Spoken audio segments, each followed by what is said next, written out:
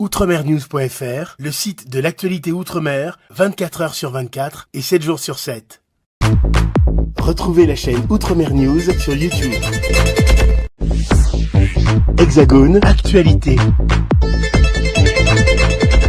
Monsieur le ministre, cher François Noël, chers collègues, nous avons l'honneur et le très grand plaisir de recevoir ce matin Monsieur François Noël Buffet, notre nouveau ministre chargé des Outre-mer, placé auprès du Premier ministre pour défendre nos territoires. Avec votre permission, cher François Noël, je commencerai par une annonce en lien avec la constitution du nouveau gouvernement. Au cours de la séance du 23 octobre dernier, le Sénat a désigné M. Olivier Bitz, sénateur de l'Orne, Alain Milon, sénateur du Vaucluse, Salama Ramia, sénatrice de Mayotte, et Laurent Saumon, sénateur de la Somme, comme membres de la délégation sénatoriale aux Outre-mer, en remplacement respectivement de Jean-François Longeau, de Sophie Primat, de Tani Mohamed Swali et d'Agnès Canaillé. Nous souhaitons la bienvenue à nos nouveaux collègues et nous nous réjouissons de les compter parmi nous dans cette délégation unique en son genre qui réunit autant de sénateurs hexagonaux que d'ultramarins. Je vous remercie sincèrement, Monsieur le ministre, d'avoir répondu à notre invitation afin de faire un point sur votre feuille de route pour les Outre-mer. Et ceci avant l'examen des crédits de votre ministère dans l'hémicycle qui devrait intervenir le jeudi 4 décembre, mais j'ai appris que ce serait très certainement le 5. Nous attendons naturellement de votre part que vous nous éclairiez sur la vision et les engagements du gouvernement pour nos Outre-mer. Quand et comment envisagez-vous le prochain comité interministériel des Outre-mer face aux manifestations contre la vie chère qui se sont déplacées au cœur de Paris le week-end dernier?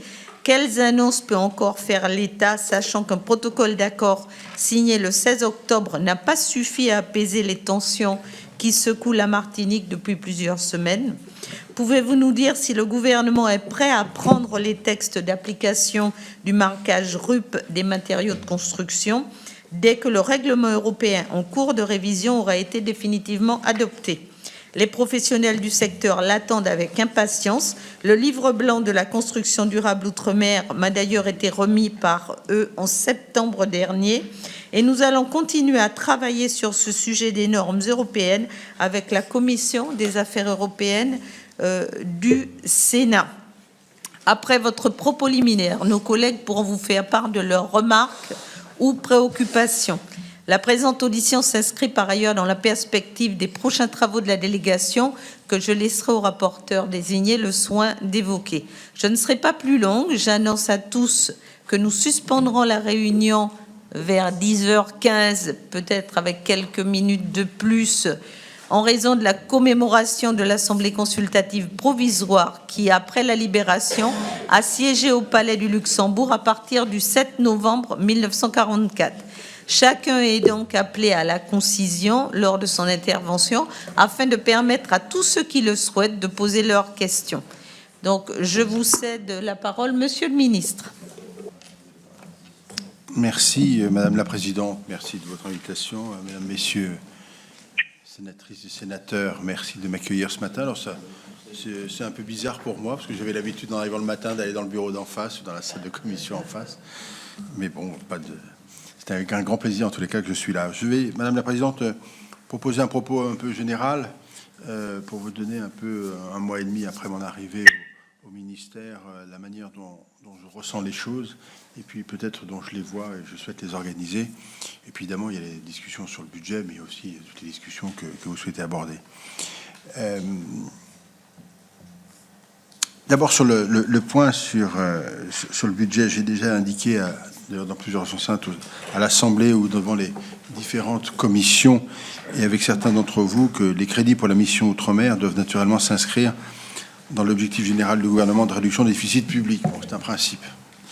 Cependant, lorsque je suis arrivé rue Oudinot, j'ai quand même découvert qu'il était prévu une diminution très forte du programme 123, conditions de vie Outre-mer, qui porte sur les actions déterminantes au service de l'ensemble des territoires. C'était quand même moins 37% de budget en autorisation d'engagement, ce qui n'est tout de même pas négligeable. C'est une lettre de plafond qui avait été signée au mois d'août, dans le courant du mois d'août, le 28, sauf erreur de ma part. J'ai retenu la date parce que c'est une date importante pour moi, le 28 août. Vous le savez aussi, je souhaite tenir un langage de vérité en prenant d'abord le respect des engagements de l'État qu'il convient d'honorer.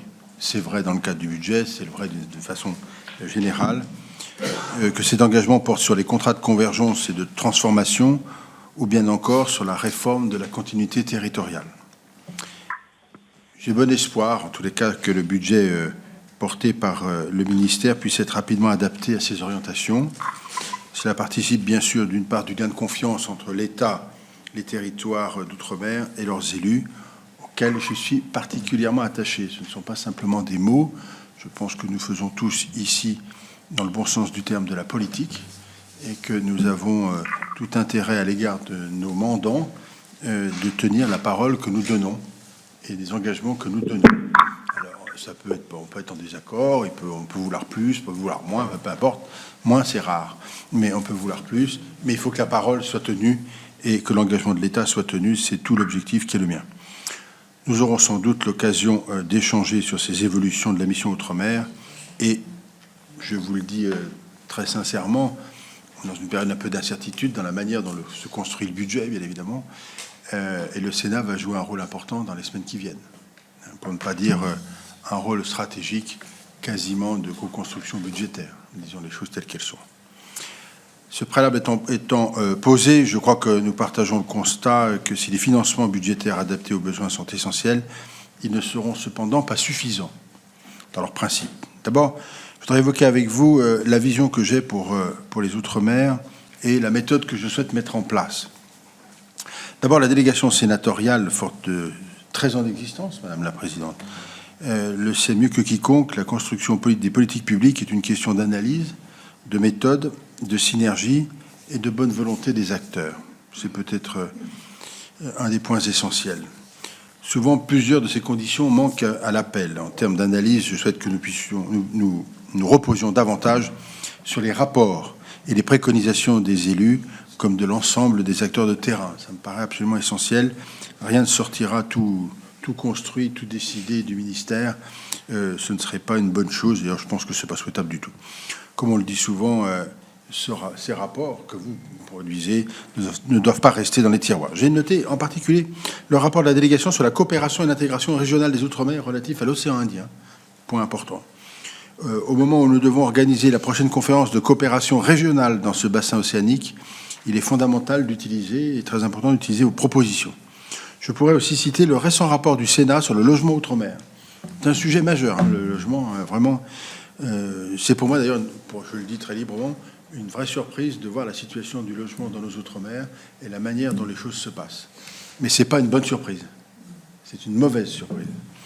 Et où le livre blanc de la construction durable en outre-mer, sur lequel vous avez attiré mon attention, Madame la Présidente, ces travaux devront éclairer la finalisation du plan logement 3 outre-mer, qui c'est prévu pour début 2025.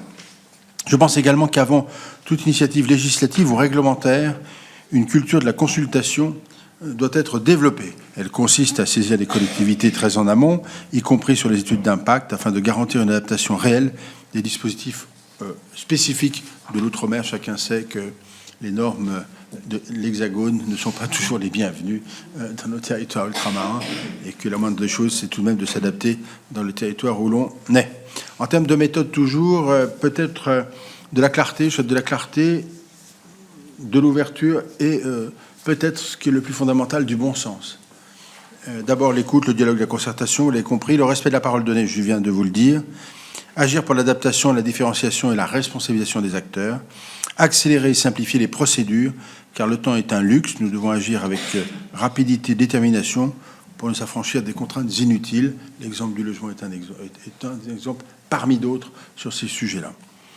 Ainsi, pour répondre à votre question, Madame la Présidente, je vous confirme que nous sommes totalement en accord et je vous rejoins sur l'indispensable travail d'adaptation des normes. La possibilité donnée par les institutions européennes, sur la proposition d'ailleurs de la France, de s'affranchir de la marque communauté européenne avec un nouveau marquage RUP, vous l'avez redit, région ultra-périphérique, pour les produits du BTP est une première étape Nous devons la mettre en œuvre et la compléter. Il convient de traduire cette possibilité au niveau réglementaire. Un décret doit ainsi définir notamment les commissions locales qui seront mises en place en vue d'attribuer ces marquages. On va veiller à ce que l'adoption de ce texte soit rapide. De manière plus générale, les dispositions réglementaires doivent être également pleinement utilisées pour permettre les adaptations nécessaires aux Outre-mer dès l'adoption des textes communautaires, pour ne pas qu'on ait à attendre des adaptations, des mises au point, enfin, on n'en finit jamais. En matière de construction de logements sociaux, je proposerai à ma collègue ministre en charge du logement de passer en revue les procédures afin d'accélérer à chaque fois que cela est possible. Un chiffre simplement sur le logement, parce qu'on en parle. A été prévu sur l'année 2024 la construction de 10 ou 11 000 logements. On en a construit 6 000. Et pourtant, les budgets eux-mêmes sont consommés, enfin, sont captés. Et en revanche, les logements ne sortent pas. J'ai posé la question de combien de temps il fallait pour sortir un immeuble en construction neuve, 5 ans. Bon, c'est quand même pas possible, quoi. Enfin, il y a un sujet. Hein. J'ai demandé aussi, nous voulons aussi appuyer, sur les possibilités de dérogation des préfets. Il faut leur permettre de le faire vraiment et d'utiliser pleinement afin de promouvoir l'agilité territoriale. Ça, je crois que c'est un principe général qui vaut pour l'ensemble du pays, mais singulièrement en Outre-mer, ce serait absolument nécessaire.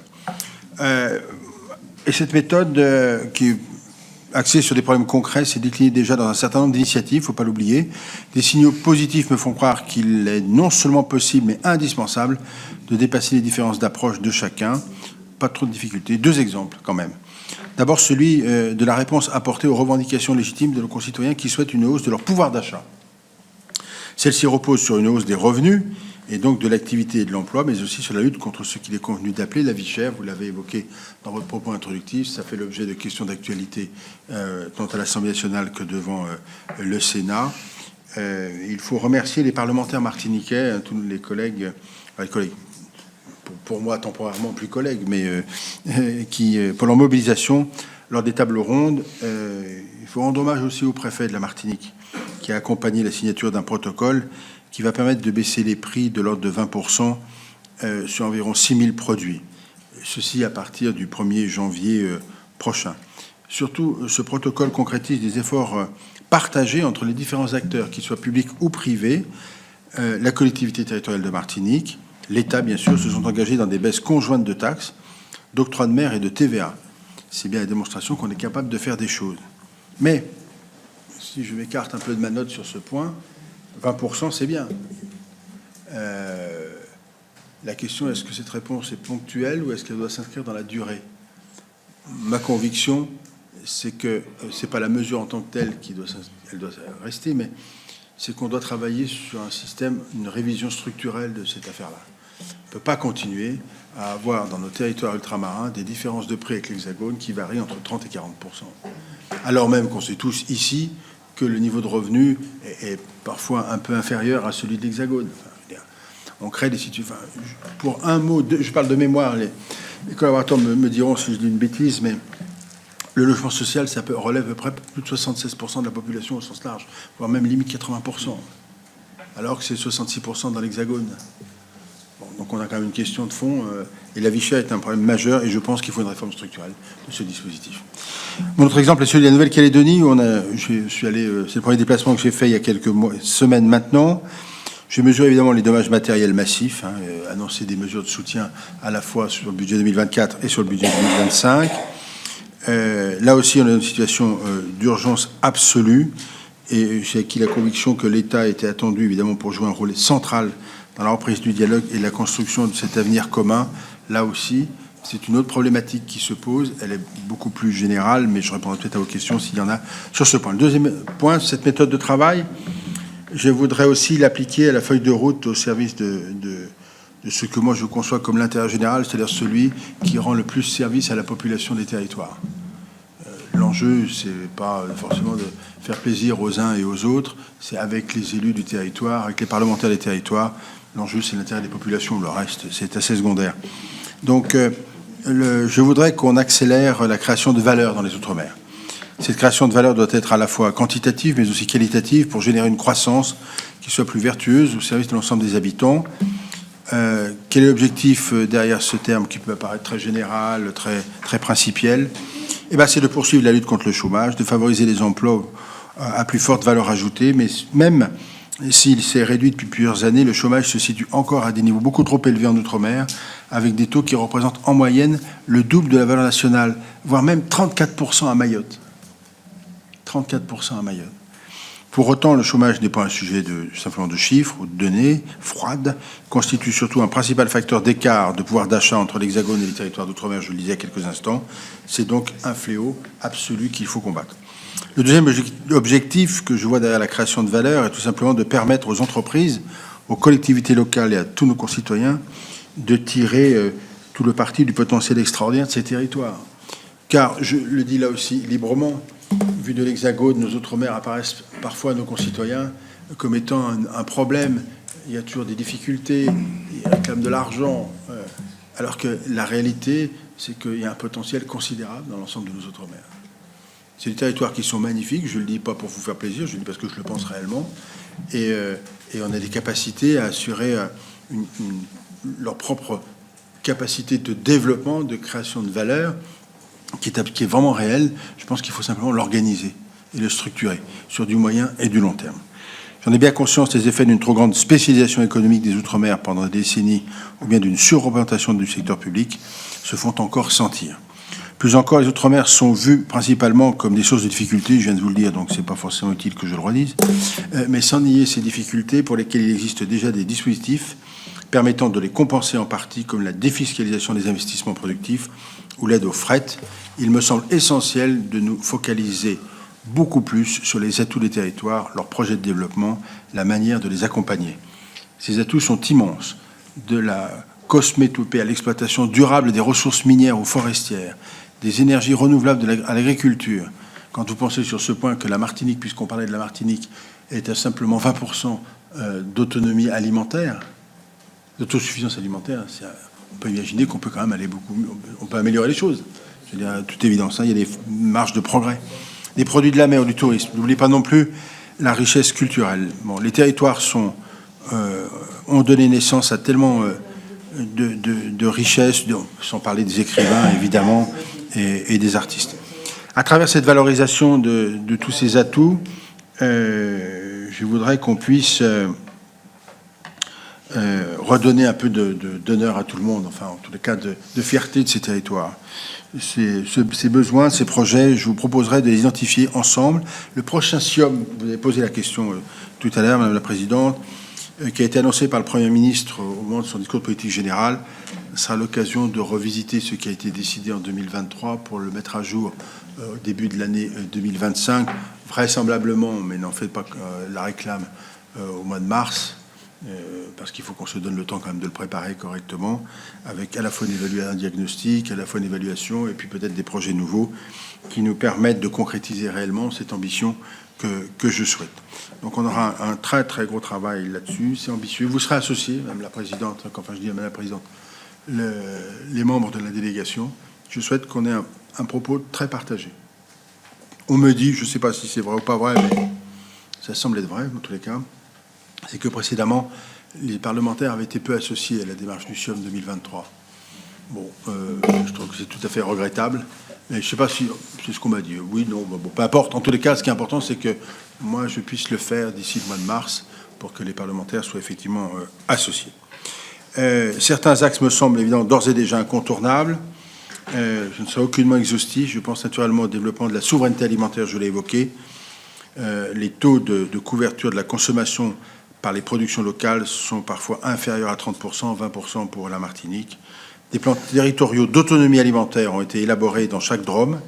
Il convient d'analyser précisément les freins à leur développement et d'y remédier, mais aussi de mieux utiliser le POSI au service des cultures de la diversification.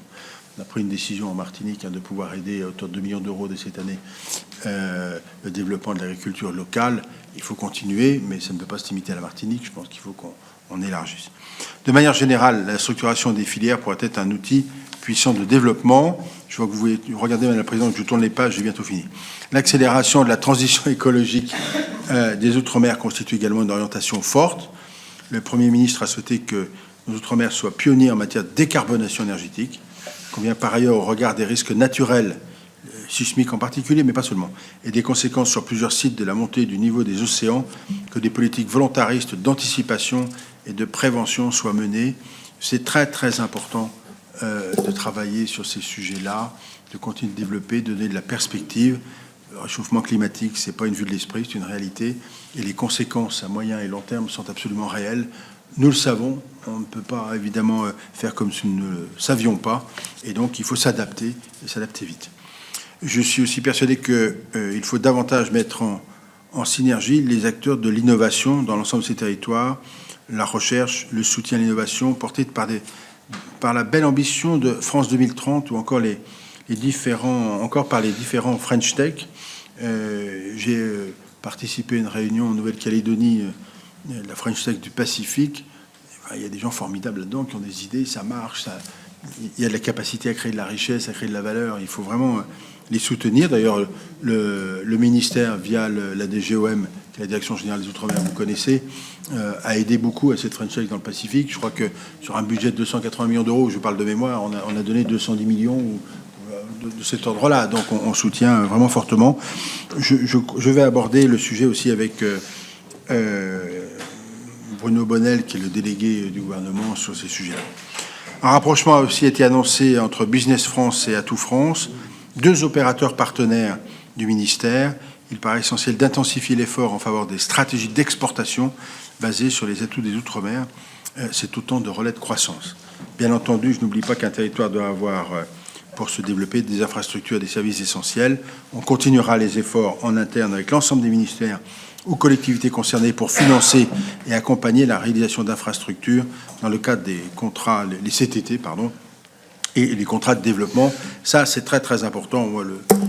Il y a sur chacun des territoires des projets structurants de déplacement, des ouvrages d'art. Il faut vraiment avancer là-dessus. Il faut qu'on y arrive à sortir les dossiers, parce que sinon, on n'aura pas de développement. Je souhaite aussi que cette commande publique que nous favorisons profite mieux à l'ensemble des entreprises, évidemment, les petites entreprises locales, à travers une optimisation du code des marchés publics, mais aussi l'ensemble du tissu économique. Les retards de paiement constituent un fléau qui fragilise chaque jour le tissu économique. C'est vraiment... je ne vous parle pas de la Nouvelle-Calédonie, si, je vous en parle parce que c'est prévu. La mission interministérielle qui sera placée auprès du Premier ministre et de moi-même aura pour tâche d'accompagner les efforts de relance et de redressement du territoire. Je fais une incise là-dessus. C'est M. Emmanuel Moulin qui a été désigné pour préfigurer cette mission de 4-5 personnes maximum, ça reste à déterminer, qui a une vocation purement technique et qui doit aller en Nouvelle-Calédonie accompagner, aider la province, les collectivités locales, le gouvernement à ce que l'argent qui est injecté soit effectivement utilisé le plus rapidement possible. Un exemple très très simple, mais qui est vraiment... c'était prévu comme ça. Les collectivités, que ce soit province ou communes, bénéficient de subventions ou d'aides directes qui sont données par le gouvernement de Nouvelle-Calédonie. C'est la règle, c'est comme ça, c'était prévu. Bon, mais ça prend du temps, ça prend beaucoup de temps.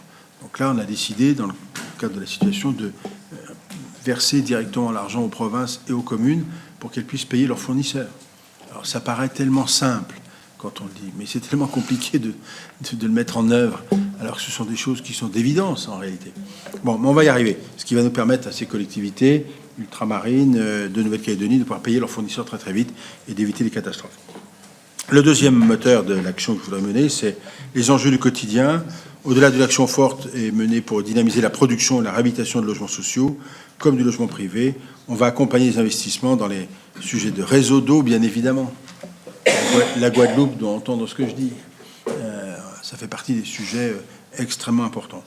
Je partagerai les enjeux de santé avec la ministre, Madame Darrieussecq, sans oublier tout le sujet de la mise en œuvre du plan de chlordécone 4, qui est aussi là un sujet majeur, parce qu'on ne développera pas l'agriculture correctement si on n'a pas réglé aussi en partie ce problème, ou trouver des solutions pour régler ce problème. Je ne prétends pas tout régler, mais en tous les cas prendre conscience de ce qui peut, des difficultés, et peut-être trouver les chemins qui permettent d'avancer.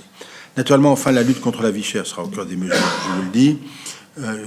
Je souhaite que l'on au-delà du protocole qui a été signé en Martinique, je vais aller en Martinique là, cette semaine, qui est une étape qui a permis d'apporter une réponse.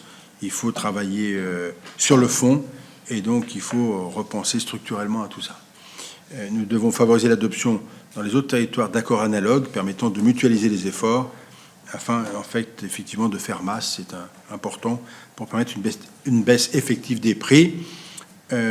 En tous les cas, sur ce point-là, moi, je compte vraiment tout poser sur la table. Ce qui marche pas, les contrôles nécessaires. On ne peut pas continuer comme ça. Et nos outre-mer ne peuvent pas régulièrement être pris dans des situations de crise qui entraînent, que l'on manifeste, ça c'est une chose, que l'on réclame, c'est une chose, mais qui entraînent de la violence, qui entraînent des dégâts, qui entraînent une vie impossible pour nos concitoyens. Ça, c'est vraiment, pour moi, ça me choque énormément. Nous devons notamment achever le travail d'entreprise, en particulier sur l'octroi de mer, ou encore la réglementation du prix des carburants aux Antilles comme en Guyane. Et là, je sais que vous avez commis un rapport sur la vie chère. Il faudra nous le... Quand vous l'aurez...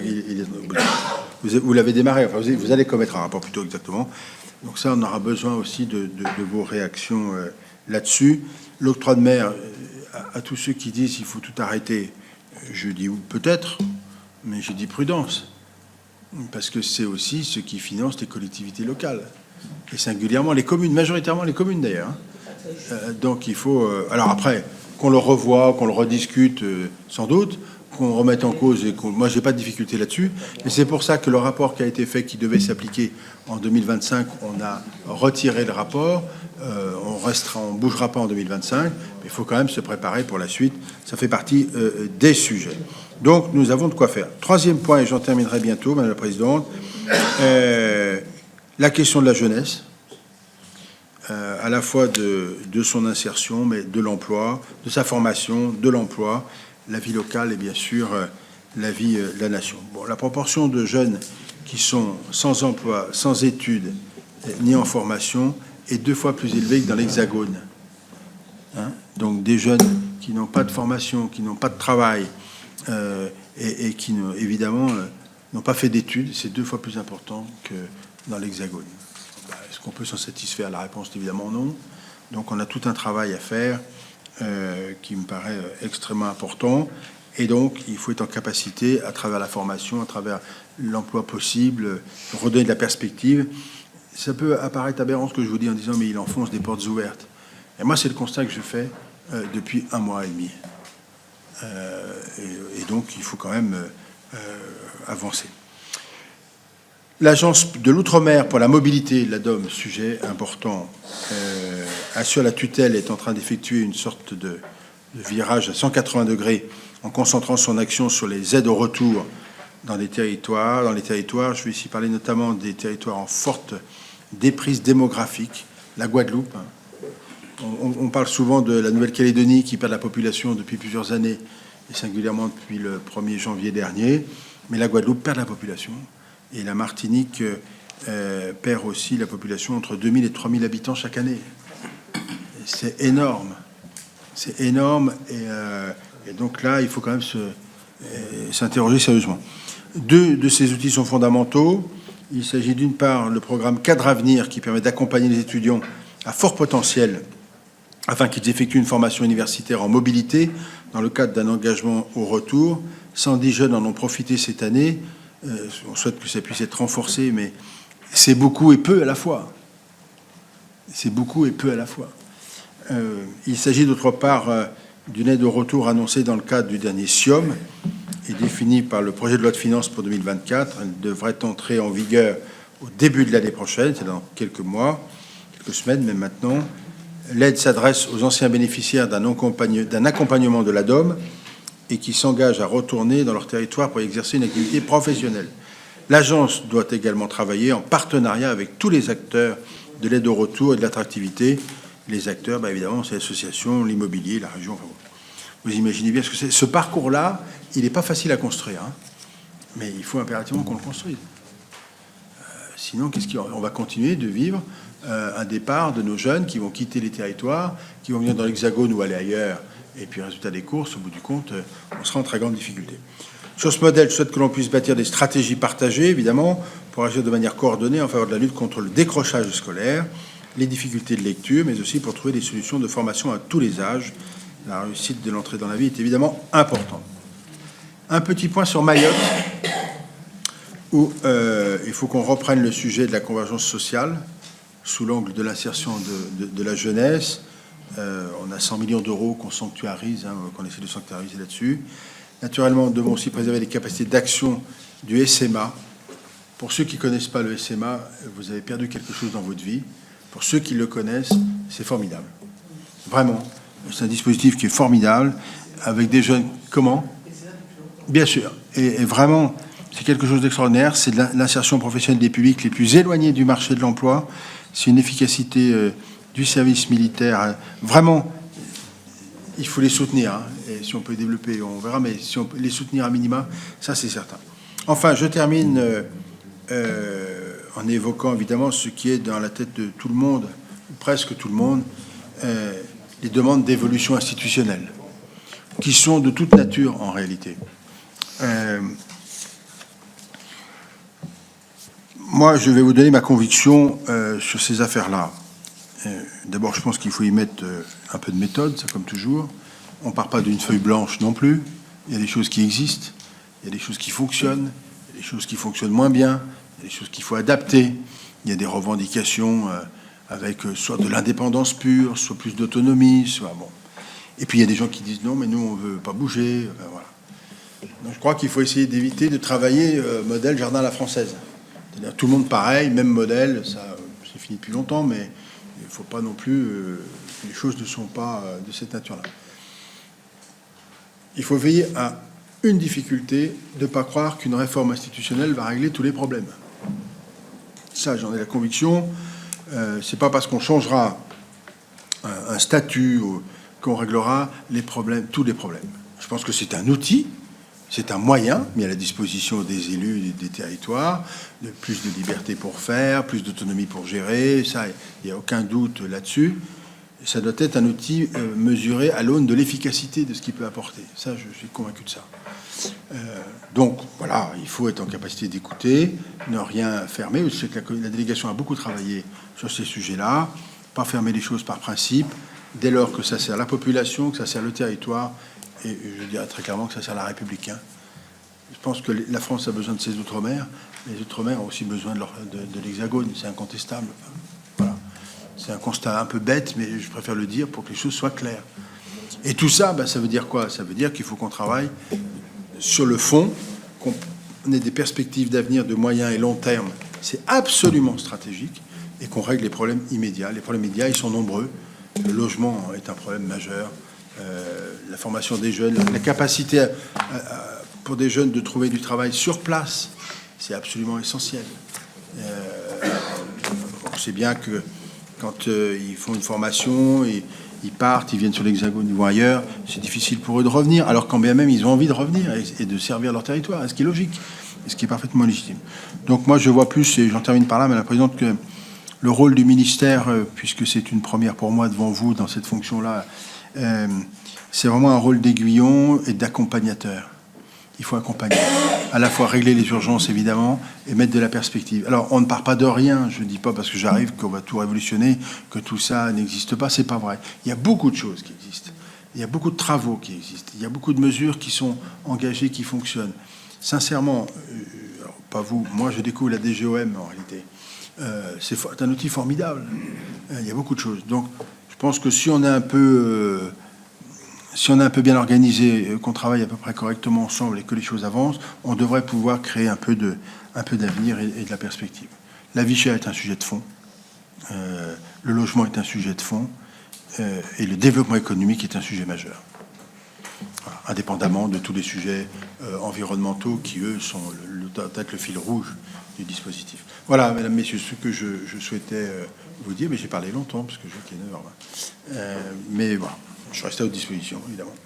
Merci, Monsieur le Ministre, pour cette bouffée d'oxygène que vous nous donnez ce matin. Sans plus attendre, je vais passer la parole à mes collègues.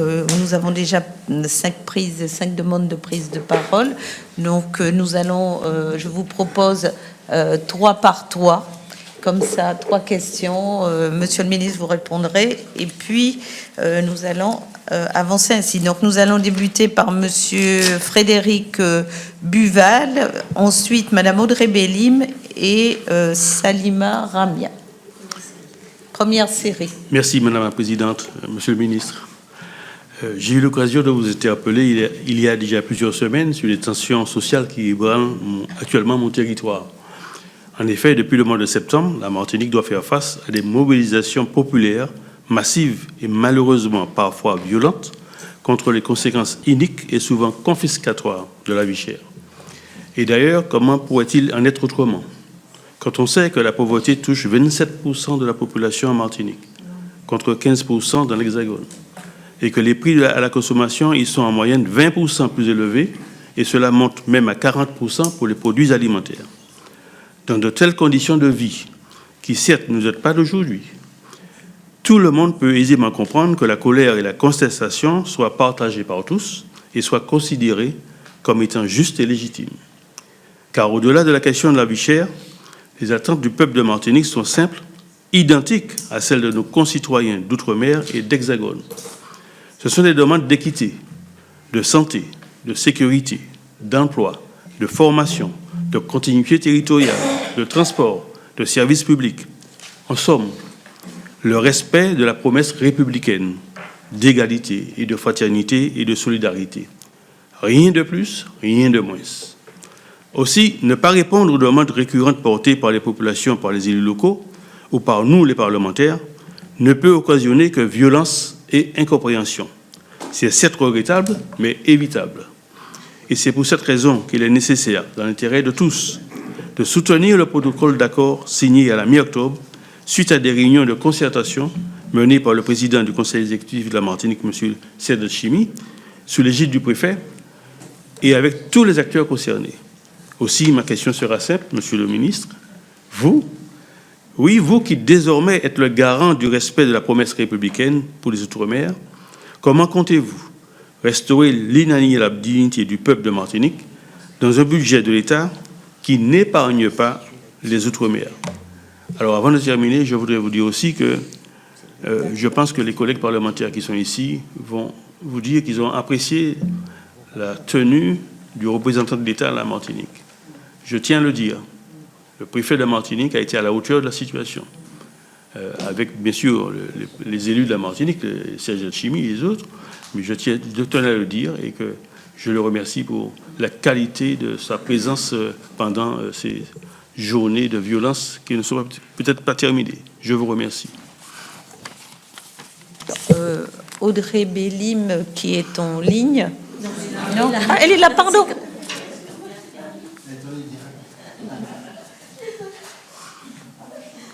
Merci Madame la Présidente, chers collègues, Monsieur le Ministre. Vous l'avez vous-même évoqué parce que chacun sait ici que vous avez été sénateur dans une vie passée mais néanmoins très proche. Nous connaissons donc votre attachement réel, indubitable, à nos collectivités territoriales. Mais vous le savez également que l'article 64 du projet de loi de finances 2025 prévoit un mécanisme de redressement des finances publiques qui inclut aussi les communes et intercommunalités des Outre-mer. Et pour la Réunion, cela va se traduire par un prélèvement de 36 millions d'euros. Si officiellement ce sont les communes de plus de 30 000 habitants qui sont concernées, ce seront en réalité toutes les communes réunionnaises, puisque nos 5 intercommunalités sont mises à contribution.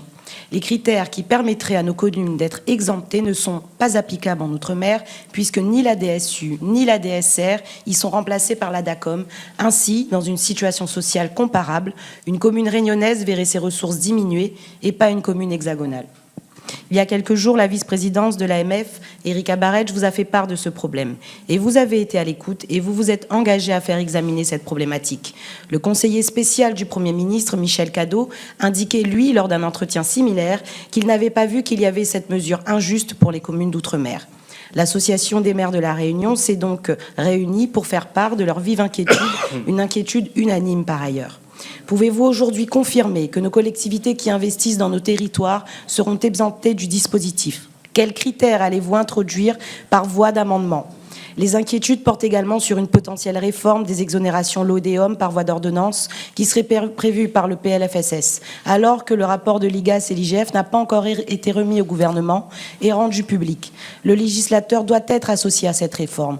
Êtes-vous prêt, Monsieur le Ministre, à inscrire cette réforme au sein du PLFSS 2026 pour prendre le temps de l'évaluation et de la concertation? Et dans un territoire comme la Réunion, avec 17% de taux de chômage, il nous faudrait avoir la main tremblante avant toute modification inconsidérée. Enfin, je souligne qu'après une réduction sans précédent de 78,8 millions d'euros des crédits du ministère en février dernier, la mission Outre-mer est amputée de 250 millions d'euros, passant de 2,74 milliards à 2,49 milliards d'euros, soit moins 9%. C'est donc une triple peine pour les Outre-mer, avec un goulot d'étranglement pour les communes et intercommunalités, avec des hausses de charges pour nos entreprises et bien sûr des économies dans tous les domaines, sport, culture, environnement, dans la mission Outre-mer. Une conférence pays réunissant hier des élus locaux, parlementaires, associations, acteurs économiques réunionnais, ils étaient près de 100, a permis à chacun de faire part unanimement de cette grande inquiétude sur l'ambition de l'État pour les Outre-mer. Nous attendons, et vous l'avez compris, depuis longtemps, et cela unanimement, de connaître le désir d'Outre-mer du gouvernement. Je vous remercie. Merci, Salama Ramia.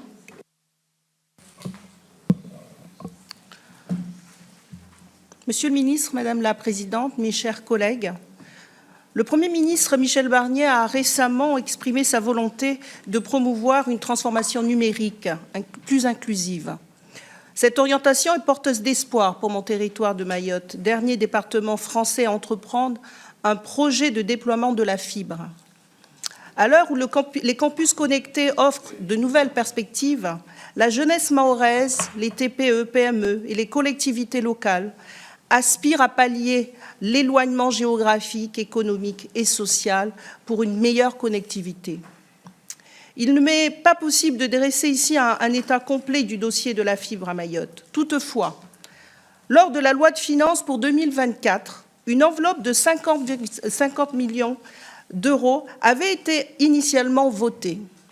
Celle-ci a ensuite été réduite à environ 13 millions d'euros avant que le décret du Premier ministre Gabriel Attal, en date du 21 février 2024, n'annule purement et simplement les crédits alloués.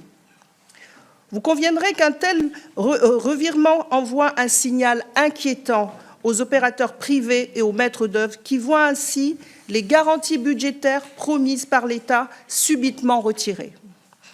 Ainsi, Monsieur le ministre, en collaboration avec Madame la secrétaire d'État en charge du numérique, nous demandons de rétablir les autorisations d'engagement nécessaires au déploiement de la fibre à Mayotte dans cette loi de finances. Pouvez-vous également nous indiquer le montant total des crédits de paiement effectivement alloués jusqu'à ce jour? Ensemble, restaurons la confiance et offrons aux Mahorais la possibilité de bâtir leur avenir connecté. Je vous remercie.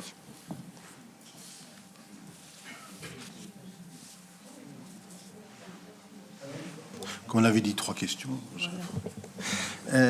Alors, Monsieur Duval, sur le... Moi, je suis d'accord avec tout ce que vous avez dit, sans enlever un seul mot ni une virgule, et en particulier pour saluer l'action du préfet en Martinique, qui, avec la collectivité territoriale de Martinique, avec les opérateurs privés, ont négocié, ont tenu et ont un accord qui me paraît, en l'état, un accord très utile. Il faut qu'on le mette en œuvre maintenant. Les négociations sur les compensations de l'État, ça c'est la technique, mais les principes sont acquis. Maintenant, il faut le mettre en œuvre. Et vous avez raison, il faut soutenir cet accord, le porter. C'est une des raisons pour laquelle je serai en Martinique la semaine prochaine. Donc bientôt, dans quelques jours, pour apporter ce soutien et cette garantie. Il y aura, dans le cadre du projet de loi de finances, des amendements sur la TVA. On en aura absolument besoin. Et puis, d'ici au SIOM, on va identifier, ce que je disais tout à l'heure, l'ensemble des sujets qui nous paraissent absolument structurants pour que pour la Martinique comme pour les autres territoires, ils soient mis en œuvre et on s'assure qu'ils soient bien mis en œuvre. Donc ça, je suis d'accord avec vous. je ne peux pas dire mieux. Donc, et on va travailler dans ce sens-là, vraiment, vraiment, vraiment. Sur la question qui est posée par Madame Bélim, pardon. Audrey Bélim, madame, qui n'est pas en ligne, mais qui est bien là. Vous dire que sur les critères pour les collectivités locales, les communes ne seront pas impactées. Ça, on le sait. Il reste 3 intercommunalités pour lesquelles il faut gérer les choses. Je pense qu'on mettra à profit le débat budgétaire pour régler cette affaire-là. Chacun a bien conscience que nos collectivités locales ultramarines auront du mal à accepter un coup de rabot un peu de cette nature-là. Donc ça, on va l'éviter au maximum. Mais les communes, c'est fait pour les communes. Hein. L'ensemble des communes ultramarines, c'est fait. Il nous reste 3 intercommunalités à régler la situation de 3 intercommunalités. Je pense que le débat va nous permettre de le faire. Sur l'allègement des cotisations et le projet de loi de finances sociales, ce fameux article 6, désormais connu de tous les spécialistes du sujet. Bon, d'abord, l'article lui-même a été supprimé à l'Assemblée nationale. Premier point, ça c'est fait. Donc, on va attendre voir comment ça se passe pour la suite. Mais si toutefois il visait à réapparaître, si par impossible il réapparaissait, par exemple, comme disent les avocats, la question ultramarine ne peut pas être traitée de cette manière-là. Donc, nous, je sais ici, dans cette maison, pour l'avoir vécu, qu'on n'est pas très favorable aux lois d'habilitation, par ordonnance, etc. On n'aime pas ça, ainsi de suite. Très bien. Mais sur ce point particulier, paradoxalement, on ne peut pas prendre de décision aussi radicale sans un minimum d'analyse, d'études, et d'études d'impact en particulier.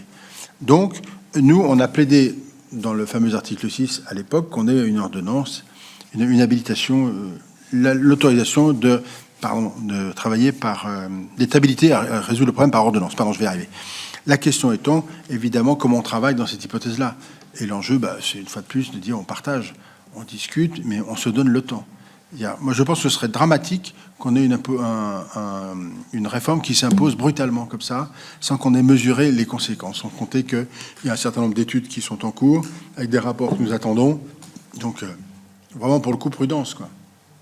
Il faut faire quelque chose, bien sûr, mais pas comme ça. Donc, si l'article 6 renaît de ses cendres, moi, je plaiderais beaucoup pour l'outre-mer, la partie habilitation de la part du Parlement pour autoriser le gouvernement à légiférer par voie d'ordonnance sur ce sujet-là, avec l'engagement du gouvernement de dire on travaille ensemble, on prépare. Ça, vraiment, c'est important. Ensuite, Madame Ramia, Mayotte. Mayotte, pour ne rien vous cacher, ça a été mon premier contact avec l'outre-mer en 2006, lorsque je siégeais dans la salle d'en face. Et sur l'aspect particulier que vous évoquez, on va remettre l'argent sur le budget 2025.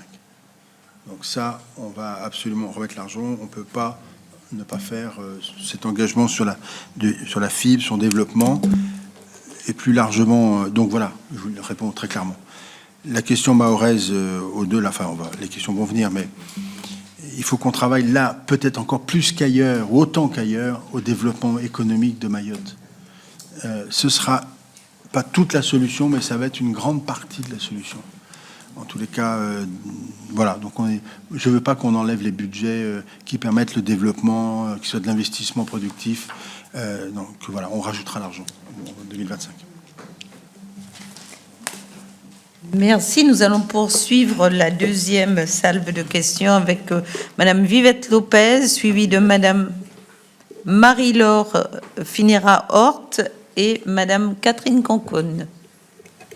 Oui, merci Madame la Présidente. Monsieur le Ministre, vous avez signalé tout à l'heure dans votre propos introductif que les rapports ne devaient pas être laissés dans les tiroirs. En 2017, avec l'ancien président Michel Magras et Éric Dolliger, nous avions fait un rapport sur les normes dans le BTP en Outre-mer. Et on a eu vite fait de se rendre compte que les normes n'étaient pas du tout adaptées en Outre-mer. D'autant que si vous prenez même l'Outre-mer, si vous prenez La Réunion ou Saint-Pierre et Miquelon, ils n'ont rien du tout à voir entre eux. Nous avions fait donc un rapport avec des recommandations. Et voilà, ma question est surtout, qu'est devenu ce rapport? Alors, il est bien évident que les bureaux de contrôle locaux ont effectivement des solutions à apporter, mais c'est très compliqué pour les faire appliquer, parce que du moment que ça ne vient pas du cabinet parisien, on ne leur accepte pas. C'est-à-dire que quand ils ont des solutions, il faut qu'ils les envoient à Paris. De Paris, ils doivent les envoyer à Bruxelles, qui font les vérifications. Bruxelles les renvoie avec un avis positif ou négatif à Paris, qui s'ils disent oui, ça va, mais généralement ils disent non, c'est négatif. Donc ça a un coût très élevé. Donc ils abandonnent d'envoyer en fait leurs propositions, alors qu'ils ont des propositions et des solutions. Je vous parlerai des termites, je vous parlerai des huisseries. En fait, bon, il y avait de nombreuses choses qui avaient été faites. Ce rapport où il y avait des recommandations avait donc suscité un très vif engouement. Moi, je me dis qu'aujourd'hui, j'avais souhaité, Madame la Présidente, que justement, il y ait des suivis sur ces rapports pour voir où ça en était. Donc, où ça en est aujourd'hui, 7 ans après, qu'est devenu ce rapport et ces recommandations? Je vous remercie. Madame Marie-Laure Phinéra-Hort. Merci, Présidente. Monsieur le ministre, chers collègues. Alors, le président de la République, lors de sa visite en Guyane, avait annoncé la création d'une piste améliorée entre Apatou et Papaïcheton.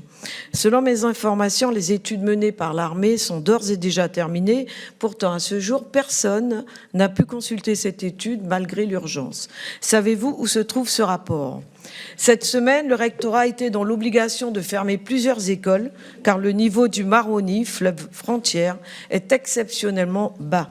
Au-delà des écoles, cette situation pénalise l'ensemble de la population comme il n'existe pas de route pour relier ces villages. L'avion reste une option, mais à quel prix ? C'est la collectivité de Guyane qui porte à bout de bras la continuité interne. Sur une enveloppe estimée à 12 millions d'euros, l'État ne contribue qu'à hauteur de 1,5 million. Pourtant, votre prédécesseur, Jean-François Carenco, s'était engagé à augmenter la participation de l'État. La collectivité, Monsieur le ministre, est toujours en attente. Merci. Catherine Conconne. Oui, merci beaucoup. Bonjour à tous. Bonjour, Monsieur le ministre. Bienvenue chez vous. Plusieurs choses. Je vais essayer d'être très concrète parce que je crois que sur l'outre-mer, on a tout dit, on a tout écrit, il y a des rapports, donc je ne vais pas radoter ce que tout le monde sait déjà. Je vais vous parler de la Martinique en particulier parce que je crois en la distinction de ce qui est malheureusement traité très en vrac quand on parle de l'outre-mer.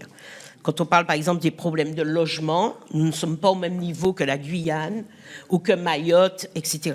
Je rappelle quand même s'il y a 11 000 demandes de logements sociaux dans les fichiers de nos 3 bailleurs historiques, il y a quand même 20 000 logements vides. Donc il y a certainement une équation à trouver entre ces logements vides qui relèvent parfois de l'indivision, etc., et une demande qui est importante au niveau des bailleurs sociaux. Nous avons aussi des problèmes de foncier. On n'a plus les grands terrains comme on avait avant. On pouvait construire des centaines de logements sociaux. Premièrement, ce n'est plus souhaitable parce que ça pose énormément de problèmes de cohabitation et de vie au quotidien aux maires, par exemple. Mais on n'a plus de foncier. D'où le fait que les logements prennent du temps à sortir parce qu'il faut parfois construire dans des dents creuses, aller chercher du bon sol très loin, etc.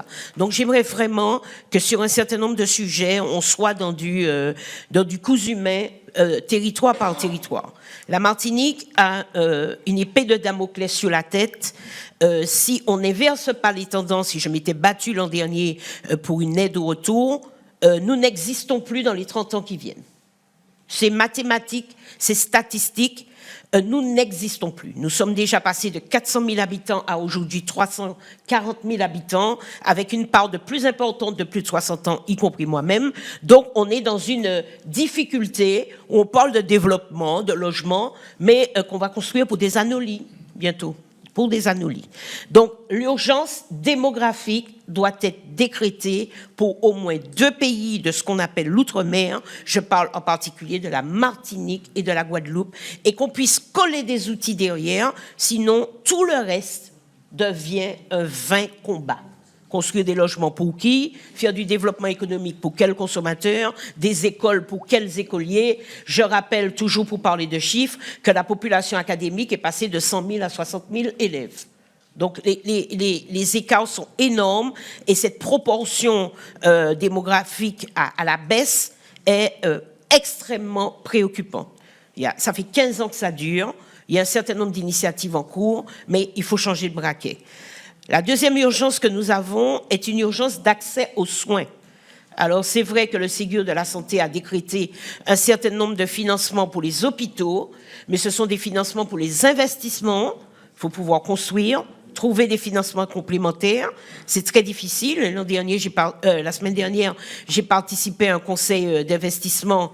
La part de l'État est là, mais il manque plus de la moitié pour construire des EHPAD publics, pour reconstruire des hôpitaux, y compris notre CHU majeur, qui date des années 80, n'est plus aux normes, bourré d'amiante, etc.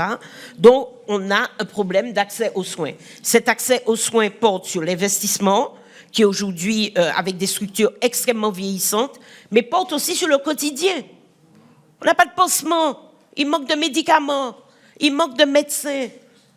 Les pertes de chance quant à affronter un certain nombre de pathologies en Martinique sont énormes. Lorsque vous viendrez, Monsieur le ministre, j'aimerais que vous alliez visiter l'unité d'oncologie. C'est une honte dans la République. J'en suis aujourd'hui à solliciter une fondation d'entreprise pour refaire une toiture de terrasse. Mon conjoint y est décédé il y a moins d'un mois. Donc j'ai vu le désastre. Je l'ai vu. Je me suis dit, mais c'est quoi ce truc? On en est là. Donc, il y a des urgences à décréter en matière d'investissement, mais en matière du quotidien des hôpitaux, qui sont endettés comme jamais dans la République et ne peuvent pas aujourd'hui honorer le simple achat d'un produit utile aux soins des Martiniquais. La troisième chose, là c'est quelque chose qui marche, je vais quand même vous parler des choses qui marchent, le plan chlordécone. Je pense que les choses sont bien enclenchées, et qu'à partir d'un certain nombre de dispositifs, y compris votés au Sénat sur la gratuité des dépistages, on avance dans le bon sens. Les budgets ont été mis sur la table de manière importante. Je pourrais dire, on peut encore mieux faire, mais je ne mettrai pas une mauvaise note aux avancées du plan chlordécone. Alors bien sûr, les extrémistes vont toujours dire c'est pas assez, etc. Mais moi je trouve, pour avoir participé à énormément de plans chlordécone depuis le début, on en est au 4e, je trouve qu'il y a des avancées qui sont quand même importantes sur la prise en charge. Aujourd'hui, on indemnise les victimes. Ça y est, le processus est en cours et donc je considère que c'est un bon pas qui a été franchi. Je vais terminer sur une autre urgence qui est structurelle, c'est sur l'éducation. Alors, dans les nouveaux ministères, je découvre qu'il y a un ministère dédié à la réussite éducative. C'est un bon signal, mais il faudrait qu'on se voie tous ensemble, parce que nous avons, et là je pense que c'est général à tous nos pays dits de l'outre-mer, il y a un problème concernant l'éducation, le décrochage scolaire, qui nourrit cette délinquance, qui nourrit cette tendance au narcotrafic important que nous avons à la Martinique. Et il faut pouvoir affronter cette réalité sans que, comme d'habitude, l'éducation nationale ne mette la poussière sur le tapis ou soit dans un non-dit en considérant qu'on peut aller toujours plus loin. Quand je termine sur cette anecdote, je vais, pour le principe, donner la dictée et là à des enfants de 5e dans un collège du nord de la Martinique et qu'il y en a 6 qui ne prennent pas la dictée parce que ces 6-là ne savent pas écrire, je suis sortie de là un peu sciée. Donc, on n'a pas une énorme population, on a de quoi mener des expériences extrêmement concrète, extrêmement bienfaisante. Je pense qu'il faut y aller avec beaucoup d'audace. C'est pas toujours les gros budgets qui font les gros bouleversements, alors que ça baisse un peu, oui, bon, pourquoi pas, si ça pouvait augmenter, ce serait mieux. Mais je crois plus à la détermination, à la manière de mener les politiques publiques, mais aussi à la co-construction avec les élus locaux, parce que parfois, on a toujours un peu tendance à dire « c'est pas moi, c'est l'État ». Je le dis très franchement, et ça a été le cas du préfet récemment, que je félicite aussi pour son engagement, mais qui malheureusement s'est retrouvé bien seul sur les barricades et sans beaucoup de soutien. y compris de mes propres compatriotes élus. Merci, Madame la sénatrice. Si je devais reprendre mon propos tout de suite, là aussi, je suis complètement en accord avec vous. Il n'y a pas qu'une question d'argent.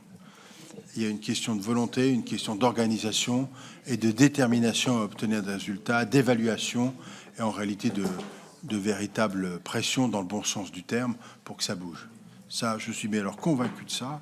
Et c'est vrai pour tout le monde, c'est vrai pour la Martinique. Et ça, est vraiment, il faut qu'on change le système. En tout cas, je vais essayer de le faire pour obtenir régulièrement des évaluations, où on en est, est-ce que ça avance, est-ce que ça n'avance pas. Les collègues au gouvernement qui s'occupent de formation ou d'éducation au sens scolaire du terme, mais pas seulement, mais une formation professionnelle, je les ai mobilisés, là, je vais bientôt les voir, parce que je veux qu'ils se mobilisent aussi, eux, sur l'enseignement supérieur, par exemple, mais pas seulement, sur la formation professionnelle. Il y a des choses très positives qui se font, donc il faut les valoriser. Enfin, bon, là-dessus, je suis d'accord, il faut qu'on soit déterminé. Madame Viviane Lopez, Madame la sénatrice, sur votre question sur le rapport. Le rapport, il est pris en compte. On a le PLOM 3, le plan logement outre-mer 3, c'est comme les séries, vous savez, télévisées, c'est pareil, qui sera donc début janvier. Dedans, il y a des dispositifs d'adaptation particuliers pour le sujet du logement en milieu tropical, le logement outre-mer. Ça, il faut qu'on simplifie, qu'on simplifie, qu'on simplifie. Ça participe, alors je suis un peu en dehors, mais ça participe aussi de la vie chère, le fait que les normes européennes sont exigées à certains endroits, alors qu'en réalité elles n'ont pas beaucoup d'intérêt ou de sens pour le territoire dans lequel les constructions doivent être faites. Là, il faut qu'on arrive à simplifier, mais c'est vraiment ça. Donc ce sera début 2025 dans le fameux PLOM et le fameux marquage RUP, région ultra-périphérique. Et on aura l'occasion d'en redire un mot. Madame sénatrice de Guyane, Marie-Laure Finera Hort, je prononce les choses comme il faut, hein, je ne me trompe pas. D'une manière générale, je suis un peu stupéfait de la situation guyanaise, pour tout vous dire. Je vais y aller aussi. Il y a longtemps que je ne suis pas allé en Guyane. On me donne des notes précises pour me dire ça avance sur tel sujet, vers les travaux à tel endroit, il y aura ci, il y aura là. Je vais quand même faire un point précis de ces actions concrètes d'aménagement d'infrastructures. Mais en toute hypothèse, pour ce qui concerne le sujet que vous avez évoqué, l'étude sur la piste a été transmise à la collectivité territoriale de Guyane. C'est donc la collectivité qui la détient aujourd'hui. Réponse précise sur ce point.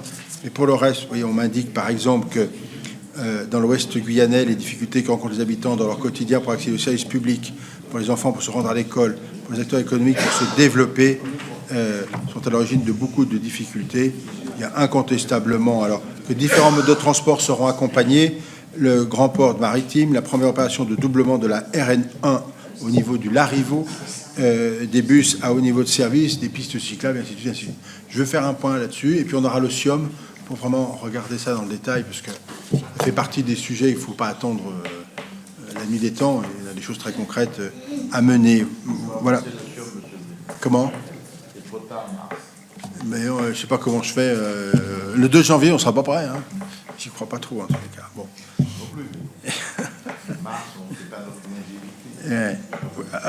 La mienne, je ne la connais pas, mais je considère que pour la Guyane, je vous l'ai dit, il y avait l'autre sujet qui est posé par c'est Madame Conconne qu'on a évoqué, hein. Le sujet de la santé. Alors au-delà de tout le reste sur lequel on est d'accord, le sujet de la santé me paraît être un des sujets sur les quelques piliers fondamentaux de la vie tout court, que sont à la fois l'alimentation, la sécurité et la santé. On a un sujet majeur. Hein. La Martinique, c'est vrai, c'est un peu vrai dans l'Hexagone, dans des proportions différentes. Mais la Martinique, c'est vrai. La Nouvelle-Calédonie, on a une situation très, très, très grave, évidemment. Il peut y avoir des sujets ponctuels, des mesures ponctuelles pour répondre aux demandes. mais objectivement, c'est pas toujours suffisamment adapté. Donc, il y a un sujet de fond sur la santé. Sujet de fond. Je trouve que, enfin, il doit exister des rapports sur la santé, bien évidemment. Je regarde Alain Milon de loin parce que c'est plus le docteur Milon que j'interroge des yeux que le sénateur Milon, quoique, comme ancien président de la Commission des affaires sociales, il faut qu'on ait un plan santé, mais comme il faudrait qu'on ait un plan de tout, en réalité, pour pouvoir avancer et amener ces sujets-là. Donc, je ne suis pas démuni dans votre question, mais je suis dans le même constat. Bon, je serai en Martinique la semaine prochaine, donc je vais pouvoir le constater de visu. Ce ne sera pas le dernier voyage, évidemment, mais je vais pouvoir le constater. On a sur ce sujet-là, comme sur le sujet de la gestion de l'eau en Guadeloupe, alors ça avance. Le président du conseil départemental que j'ai eu au téléphone récemment me disait que les choses commençaient à rentrer dans l'ordre et que ça avançait, donc tant mieux. Ça, c'est quelque chose auquel j'ai une attention particulière. Enfin, il faut quand même qu'on mette les fondamentaux au niveau, quoi, pour être clair. Voilà. Donc, c'est peut-être pas la peine d'annoncer des grandes choses immenses avec des perspectives de 20 ou 30 ans si on n'est pas capable déjà de régler les fondamentaux immédiats. Donc, je suis dans cet état d'esprit. Voilà. Merci, nous allons poursuivre. Alors, nous avons énormément de demandes de prise de parole. Alors, je vous demanderai, s'il vous plaît, d'être concis pour que tout le monde puisse s'exprimer. Alors, nous allons poursuivre avec Evelyne Corbiane-Amezo, qui cette fois-ci est en visio depuis La Réunion, Annick Petrus et Olivier Bitz. Evelyne, c'est à toi si tu nous entends. Oui. Bonjour à tous. Merci, Présidente. Bonjour, Monsieur le Ministre, mes chers collègues. Merci de permettre cette réunion également à ceux qui sont un peu plus loin. Je ne suis pas avec vous aujourd'hui parce que j'ai également une assemblée plénière au Conseil régional de La Réunion et le sujet du financement des collectivités territoriales a déjà été abordé notamment par ma collègue Audrey Bélim. Donc, je n'insisterai pas dessus, seulement vous dire, Monsieur le Ministre, j'ai bien noté que vous avez souligné l'importance de mettre l'accent sur la formation, sur l'éducation pour lutter contre le décrochage scolaire. Je voulais juste rappeler qu'il est indispensable en la matière de faire confiance aux collectivités territoriales puisqu'elles portent aussi le sujet de l'école localement dans les territoires. Et d'où l'importance d'agir aussi aux côtés des collectivités et de marquer la confiance que l'État doit avoir en ses élus locaux à travers le financement de ces collectivités. J'ajoute que le chômage des jeunes à La Réunion, c'est 32%, et c'est-à-dire 2,5 fois supérieur à celui de l'Hexagone. Je vais en venir au point qui me touche plus particulièrement. Je voulais vous parler de la continuité territoriale parce qu'il est prévu que ces financements diminuent et dans le même temps, je voulais évoquer la taxe de solidarité sur les billets d'avion. Alors, il s'agit là d'une double peine qu'on appliquerait si ces mesures sont prises aux populations ultramarines et cela contribuerait encore davantage à leur isolement. Je voulais juste rappeler que appliquer une taxe de solidarité à des populations dont vous avez déjà évoqué les difficultés du quotidien, c'était bien au contraire faire preuve de très peu de solidarité à leur égard. Donc, je m'associe à tous les élus et tous les parlementaires qui se sont élevés contre la mise en application de cette taxe pour les billets d'avion en direction de nos territoires. Et je voulais également évoquer la question de l'agriculture, parce que vous avez parlé du sujet du chlordécone. Il faut savoir qu'à La Réunion, nous avons une agriculture vertueuse, à savoir la canne à sucre, et nous cumulons là, ces 2 années consécutives, des années très difficiles pour la filière canne.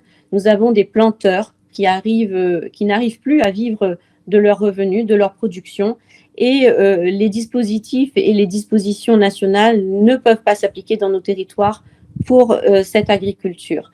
Il faut savoir que la canne à sucre, c'est une agriculture qui utilise de moins en moins d'intrants, qu'il y a une véritable expertise française à La Réunion et qu'il est attendu que l'État soutienne cette production, de ne pas toujours compter sur l'Europe pour le faire.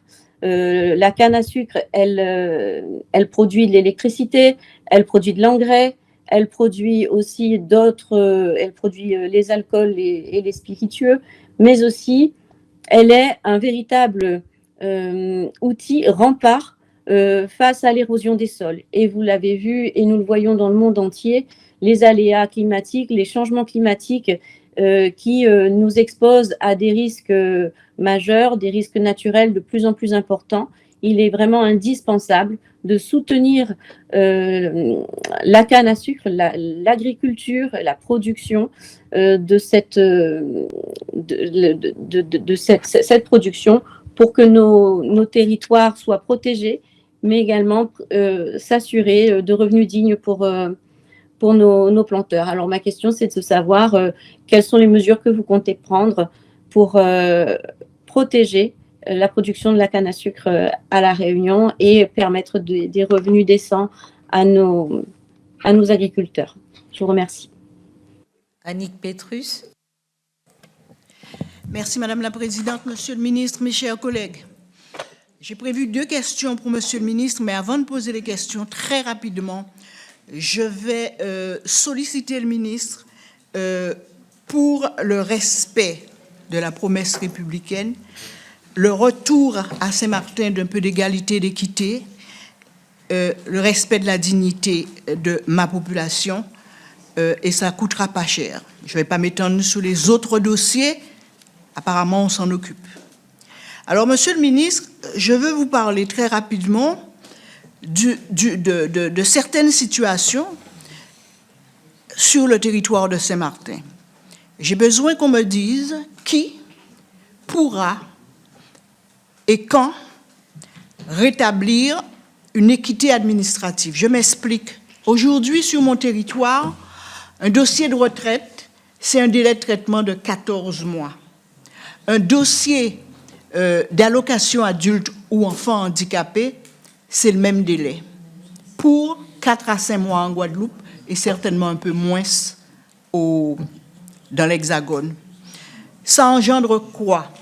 Ça engendre que j'ai des personnes qui ont travaillé toute leur vie dignement et qui aujourd'hui, sur une période de 14 mois ou plus, vivent de bons alimentaires parce qu'ils sont dans l'attente d'un traitement de dossier. Nous avons sur notre territoire une caisse d'allocation familiale, nous avons sur notre territoire une caisse CGSS, Caisse générale de sécurité sociale, et pourtant, ça ne fonctionne pas. Donc, vous ne pourrez pas me répondre ce matin, mais je veux vous dire que ça va être mon prochain combat et que j'aurai besoin de votre ministère. En deuxième lieu, nous avons sur notre territoire, j'ai envie de dire des apatrides, mais il semblerait que ça n'existe plus. Donc, chez nous, on les appelle les ninis. Là aussi, je me rapprocherai de votre cabinet parce que c'est juste insupportable et je ne sais pas si les gens se rendent compte, mais nous avons sur notre territoire des jeunes et moins jeunes qui sont nés à Saint-Martin, qui ont fait toute une scolarité à Saint-Martin. Certains ont même été pris en charge par l'ASE et qui aujourd'hui n'ont pas un titre d'identité, qui aujourd'hui ne sont personne, ne peuvent pas voyager, peuvent prétendre à rien, parce que pour avoir la moindre des choses, on vous demande une pièce d'identité. Alors apparemment, les services de la collectivité ne peuvent pas aider, les services de l'État sur place ne peuvent pas aider, le tribunal ne peut pas aider, parce que ces gens-là, on ne leur retrouve pas une case à cocher, sauf qu'elles existent. Je reviendrai vous voir. Pour revenir à mes questions, nous avons une certaine situation sur le territoire une situation énergétique. Alors, ça n'arrive pas du jour au lendemain, hein. Les choses ont traîné. Aujourd'hui, nous sommes dans une situation telle que la couverture énergétique de l'île est très aléatoire parce que nous avons des coupures, des pertes d'exploitation sans calendrier précis. Alors, il y a eu une réunion où EDF annonce la couleur. Quelques générateurs ont été mis un peu partout sur l'île, ça et là. Sauf que, Monsieur le ministre, nous sommes sur une île à vocation 90% touristique et nous avons peut-être pas 100 millions, mais au moins 40 000 personnes qui y habitent. Alors, du jour au lendemain, vous vous retrouvez sur une période qui peut aller de 2 heures, mais à une matinée, voire une journée, selon l'espace, selon le lieu, sans électricité. Je ne vais pas revenir sur les inconvénients, tout le monde peut comprendre, sans électricité. Comment accueillir, comment vivre déjà dans cette situation-là, et comment accueillir un touriste et lui dire, ben, écoutez, pendant une journée, vous n'aurez pas d'électricité et vous n'aurez pas non plus d'Internet, enfin tout ce qui va avec. Je reste persuadée que si on n'a pas un amour profond pour Saint-Martin, on ne reviendra pas. Donc, aujourd'hui, nous sommes dans cette situation et nous vous demandons donc d'intervenir rapidement pour garantir cette gestion concertée et responsable des travaux d'EDF. Ma deuxième question, c'est, j'ai du mal à expliquer depuis 4 ans à ma population pourquoi, à Saint-Martin, nous avons un taux en ce qui concerne l'incitation fiscale, qui est de 45,9%, alors que tous les autres territoires d'outre-mer, et principalement ceux qui sont dans le bassin atlantique, Guadeloupe, nos voisins, ont un taux de 53,55%. Alors moi, j'ai posé la question 4 ans, je la reposerai cette année. Mes collègues députés ont fait la même chose, et nous avons eu à chaque fois une réponse différente. Personne ne peut nous dire pourquoi Saint-Martin est puni, Saint-Martin qui vit du tourisme, Saint-Martin qui a connu des aléas climatiques dévastateurs, Saint-Martin qui a du mal à refaire un parc hôtelier, et Saint-Martin qui doit subir de plein fouet la concurrence du côté hollandais. Alors, Monsieur le ministre, quelle action envisagez-vous pour mettre en place ce soutien fiscal indispensable au développement durable du secteur touristique de Saint-Martin? Je vous remercie. Alors, merci. Avant de donner la parole à notre collègue Olivier Bitz, je vous demanderai, s'il vous plaît, d'être très concis parce qu'il nous reste très peu de temps et nous avons 8 demandes de prise de parole. J'aurais aimé que tous les collègues puissent s'exprimer, et si nous n'avons pas le temps, malheureusement, monsieur le ministre répondra par écrit, mais à tout le moins que chacun puisse poser sa question. Merci Madame la Présidente, je vais essayer de faire au plus vite. Monsieur le ministre, une petite question sur la Nouvelle-Calédonie. Nouvelle-Calédonie, et ma question ne portera pas sur les questions institutionnelles, il y a un processus qui est engagé, et nous avons tous de la visibilité sur ce qui est en train de se faire, en tout cas sur le processus. Ma question porte davantage sur les liens financiers entre l'État et la Nouvelle-Calédonie dans une période de contraintes budgétaires extrêmement serrées. On voit bien à la fois un hexagone, mais les territoires ultramarins sont directement impactés par les efforts qu'il est demandé de faire à l'égard de tout le monde. Et donc, évidemment, chaque euro dépensé est évidemment questionné dans son utilité. Et nous avons, pour la Nouvelle-Calédonie, un certain nombre de sujets. Il y a évidemment la question des dégâts suite aux émeutes, les 2,2 milliards, estimés à 2,2 milliards. Donc ça fait évidemment beaucoup d'argent.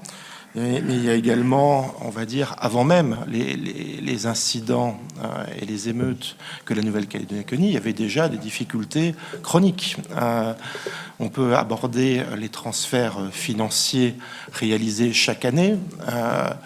Et on peut interroger l'efficacité de la dépense publique, puisqu'effectivement, par rapport à la somme engagée, finalement, c'est ce que vous indiquez dans votre propos préliminaire, effectivement, on peut s'interroger sur ce qui est réellement réalisé, et il reste la question des déficits chroniques des régimes sociaux qui datent de bien avant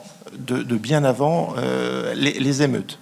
Et donc, en tout, je crois que le comité interinstitutionnel demande plus de 5 milliards d'euros, c'est-à-dire globalement l'effort qui est demandé aux collectivités locales françaises à l'échelle à l'échelle nationale. Moi, je souhaiterais savoir comment vous voyez cette question, vraiment à la fois sur la question des dégâts suite aux émeutes, mais sur les liens permanents, on va dire, à la situation. Et est-ce qu'il n'est pas temps d'avoir aussi un pacte financier avec la Nouvelle-Calédonie qui permettrait aussi d'avancer, parce qu'on est sur un territoire qui est extrêmement autonome, il ne s'agit surtout pas de remettre ça en question, mais on ne peut pas non plus faire porter systématiquement la contrainte sur le contribuable national. Donc comment voyez-vous les choses, et que ma question soit bien comprise, évidemment que la Nouvelle-Calédonie a besoin du soutien de la France, a besoin du soutien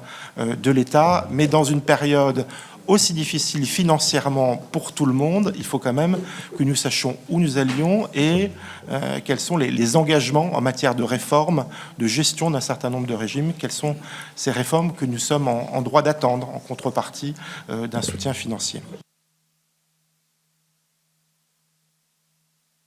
Je vais essayer de répondre rapidement, peut-être de façon un peu télégraphique, pour vous permettre de tenir le temps. En ce qui concerne, pour Madame la sénatrice Corbière Daminceau, qui était en visio, je ne sais pas si elle me voit ou elle ne me voit pas. Si elle ne me voit pas, c'est pas grave, et si au moins elle entend. Pour dire que sur les crédits relatifs à la continuité, l'objectif territorial, l'objectif est de remonter le budget actuel, enfin qui était prévu en 2024 pour 2025 au niveau de celui de 2024, c'est-à-dire de conserver un effort et qu'il n'y ait pas de réduction. Sur ce qui concerne la taxe, l'outre-mer est actuellement assimilé effectivement aux vols intérieurs en Europe, puisque voilà, donc les discussions sont en cours actuellement pour considérer la particularité de cette situation, avec, si on n'y arrive pas, de toute façon, le fait que le ministère sur son budget, le moment venu, s'il y avait des difficultés, aiderait toutes les personnes qui relèvent de l'ADOM à pouvoir faire face à cette augmentation potentielle, en clair des publics qui sont visés, et donc on compenserait immédiatement cette possible augmentation. Mais l'objectif, c'est la négociation pour sortir du périmètre européen, entre guillemets, pour faire les choses très très simples. Vous avez évoqué la question de la formation, ça me revient, et en disant que c'était aussi de votre compétence l'éducation. Bien évidemment, il n'est pas question pour moi, Escalité, de faire à la place de, mais il est quand même question, malgré tout, d'accompagner les territoires et de nous fixer des objectifs communs. Je crois que c'est des intérêts bien compris, mais évidemment que les collectivités font le travail, avancent et mènent leurs projets. Il n'est pas contestable. Ça n'est pas contestable. Pour la question qui était posée également sur la Cannes, puisque vous évoquiez ce sujet-là, l'avenir de la filière, le préfet, enfin le nouveau préfet qui arrive vers vous, a annoncé l'organisation avec la région d'assises de la Cannes qui devrait se tenir au premier trimestre 2025. Beaucoup de choses au premier trimestre 2025, entre le SIOM et le reste. Mais voilà, les annonces sont faites, il y a bien une conscience de la difficulté et le nouveau préfet mènera cette démarche. Pour ce qui concerne la question qui était posée, est-ce que ça relève de la réunion ? Oui, il y avait une question sur le pacte régional d'investissement dans les compétences. Je rappelle que sur la période, simplement un chiffre, la période 2014-2027, la région met un peu plus de 96 millions d'euros et l'État mettra 141 775 000 euros sur la table. Donc voilà, les budgets sont mobilisés, les moyens sont placés, mais ça pose la question, je rejoins la question de l'usage de l'argent public et de son efficacité, c'est-à-dire en réalité de la capacité à consommer en fait. Il y a une question de mon avis d'ingénierie qui est très importante, qui est différente selon les territoires, il n'y a rien d'égal là-dedans, mais que la volonté est plutôt pour nous d'accompagner les collectivités et les territoires à optimiser la consommation de leur crédit. C'est un paradoxe que de dire ça, mais c'est un vrai sujet, vrai sujet. Saint-Martin, Madame la sénatrice Petrus, je vais être assez clair sur l'énergie, autant que faire se peut, en vous donnant lecture de ce qu'on m'a donné, pour le coup, parce que la question est extrêmement précise. Le territoire exerce la compétence énergie. Cette compétence est encadrée en contrepartie du maintien de la péréquation, le dispositif permettant de faire lisser les surcoûts de l'énergie outre-mer sur l'ensemble des usagers au niveau national par une convention qui prévoit de recueillir l'avis du ministre en charge de l'énergie. Très bien. Le retard dans l'élaboration, parce qu'il y a un sujet, dans l'élaboration et la publication de la PPE et donc l'absence de projet en découlant, ce que vous avez évoqué, pour expliquer en partie ces difficultés rencontrées. Ce projet a été envoyé à la collectivité de Saint-Martin, à la Direction générale de l'énergie, qui prévoit un mix électrique 100%, avec le recours à la biomasse. Bon, alors qu'un projet de biomasse solide porté par Albioma sur votre territoire a été soumis, la collectivité a finalement pris une délibération demandant de remplacer la centrale biomasse par une nouvelle centrale au bioliquide. Aucun projet n'a pour l'instant été déposé. On va donc reprendre langue avec tous les intervenants pour essayer de faire avancer les choses. Quant à la défiscalisation, on fera une réponse écrite assez précise. Mais actuellement, les travaux sont en cours pour un vrai toilettage de cette affaire de fiscalité. Ce que je disais en début de propos, il faut qu'on remette vraiment toutes les choses à plat. J'avais oublié ensuite pour Madame Corbière, semble-t-il. Non, c'est fait. Alors, Monsieur Blitz, la Nouvelle-Calédonie. Les événements du 13 mai, c'est 15% de PIB en moins pour la Nouvelle-Calédonie. Nous avons une situation qui est dramatique, je ne reviens pas là-dessus. Simplement, l'idée de l'État, c'est d'aider la Nouvelle-Calédonie entre 2024 et 2025. On sera entre les deux budgets. C'est-à-dire ce qu'on a rallongé sur 2024. Il y avait les 400 millions d'euros qui ont été décaissés avant le mois de septembre. Il y a 230 millions d'euros supplémentaires qui ont été décidés quand je suis allé sur place, qui tiennent dans le détail à la reconstruction des bâtiments scolaires, des bâtiments publics, qui tiennent au chômage partiel prolongé jusqu'à la fin de l'année, qui tiennent aux aides directes aux collectivités. Très bien. On va être un peu plus d'1 milliard, 1,4 milliard sur les années. Bon, une fois qu'on a dit ça, l'argent, c'est une chose. La capacité à ce qu'on ne soit pas non plus le tonneau des Danaïdes et qu'on trouve une forme de contractualisation avec, c'est ce que j'ai compris d'autres questions, une contractualisation avec le gouvernement est en cours. La mission qui se déplace dans le cadre de la reconstruction économique de la Nouvelle-Calédonie va travailler à ce sujet-là avec le gouvernement de Nouvelle-Calédonie, le président Mapou évidemment, le Congrès évidemment. Il y a des propositions qui sont faites par le fameux groupe transpartisan d'une part qui est issu du Congrès et des propositions qui sont faites à travers un plan du gouvernement par le président Mapou qui doit en principe venir à Paris bientôt. Dans ce dernier point, dans ce que porte le président Mapou, c'est aussi une évolution, une forme de contractualisation avec l'État. Ça, c'est très, très important. Il faut qu'on travaille ensemble de façon à ce que l'argent public soit efficient et que ce soit efficace. Et je mets à part la discussion sur le nickel, qui est elle-même fondamentale. Il n'y a pas d'avenir en Nouvelle-Calédonie si on n'est pas capable de relancer la filière nickel. Je rappelle que l'usine du Nord est fermée. Je rappelle que celle de Thio est fermée. Et je rappelle que la SCN au Sud ne fonctionne pas en pleine capacité plutôt. Donc c'est un ensemble, c'est ça qu'il faut arriver à construire. Mais je partage, c'est bien la volonté du gouvernement de dire on contractualise et chacun s'engage et chacun est responsable. Alors nous allons terminer par une salve de questions puisqu'il nous reste 6 questions. Je vais commencer donc dans l'ordre par Saïd Omaro Ouali, ensuite Viviane Mallet en visio, Dominique Théophile en visio, Lana Tetuani en visio, Jacqueline Eustache-Brignot et enfin nous terminerons avec Akli Melouli. Donc, excusez-nous, on n'avait pas vu. Alors, Georges Patient et Victorin Lurel, mais malheureusement, il est déjà 10h15, donc Monsieur le ministre, vous allez répondre très certainement. Donc, vas-y. Merci, Madame la Présidente. Monsieur, je suis là. Merci, Monsieur le ministre. Vous avez dit beaucoup de choses. Effectivement, nos territoires souffrent d'importants déficits dans les infrastructures, les routes, les transports, etc. Et la liste, bien évidemment, pourrait, s'il vous plaît, pourrait être longue. Afin de réduire les inégalités avec l'Hexagone, les contrats de convergence sont des instruments financiers que l'État a mis en place avec les territoires. afin de préparer les discussions sur le budget, Monsieur le ministre, j'ai interrogé le préfet de Mayotte le 16 octobre pour avoir le bilan du précédent contrat de convergence 2019-2023. À ce jour, je n'ai pas eu de réponse. Depuis que je suis sénateur, je n'arrête pas. Ça fait pas longtemps que je suis sénateur, ça fait 1 an. Je n'arrête pas de demander des données précises des services de l'État à Mayotte sur les politiques publiques, afin d'objectiver mes points de vue et mes analyses dans mon travail de parlementaire. J'ai plusieurs exemples, Monsieur le ministre, des données sur l'immigration, données sur les rentrées scolaires. Je suis obligé de rappeler les services pour mes demandes. Je m'interroge sur ces difficultés pour recueillir ces données sur Mayotte.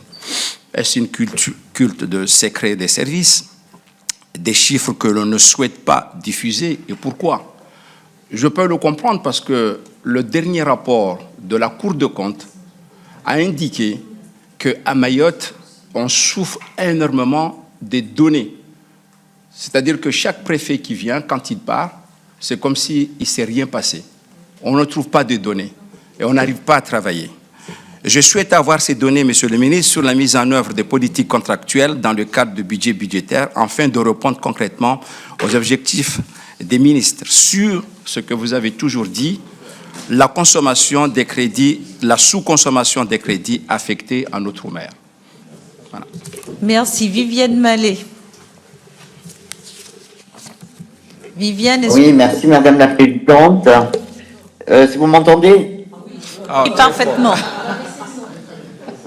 Ça, oui. D'accord. Excusez-moi, bonjour. Merci Madame la Présidente, Monsieur le Ministre, chers collègues. Alors, j'éclaire pas la caméra parce que j'ai eu déjà des problèmes pour me connecter. Monsieur le Ministre, dans votre rapport préliminaire, vous avez développé un grand nombre de priorités, dont notamment le logement. Et le constat est véritablement édifiant.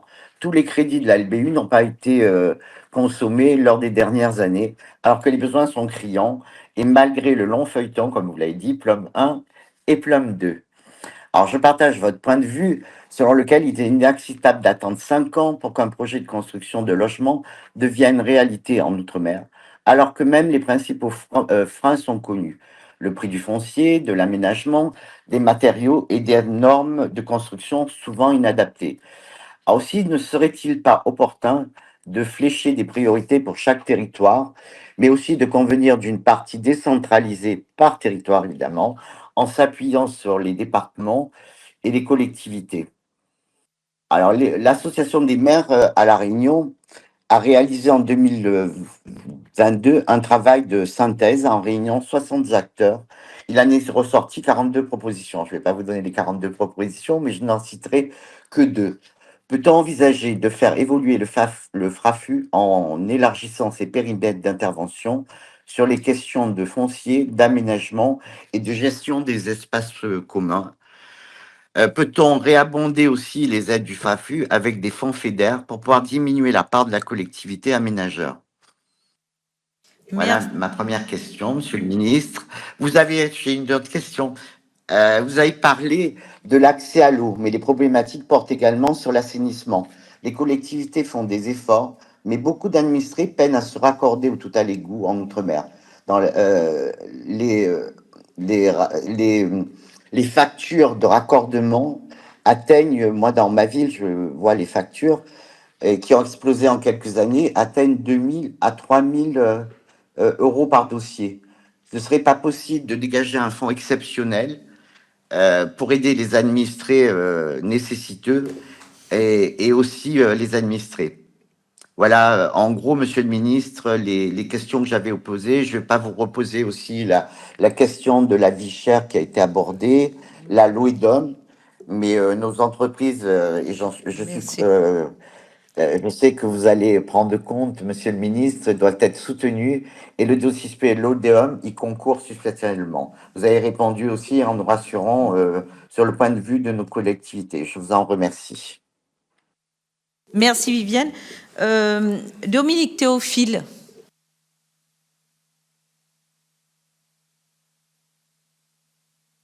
Dominique, tu nous entends? On passera à Lana Tétouani. Lana, tu nous...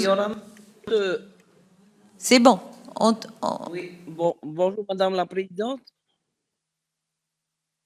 Bonjour Lana, on t'entend. Ah, cela...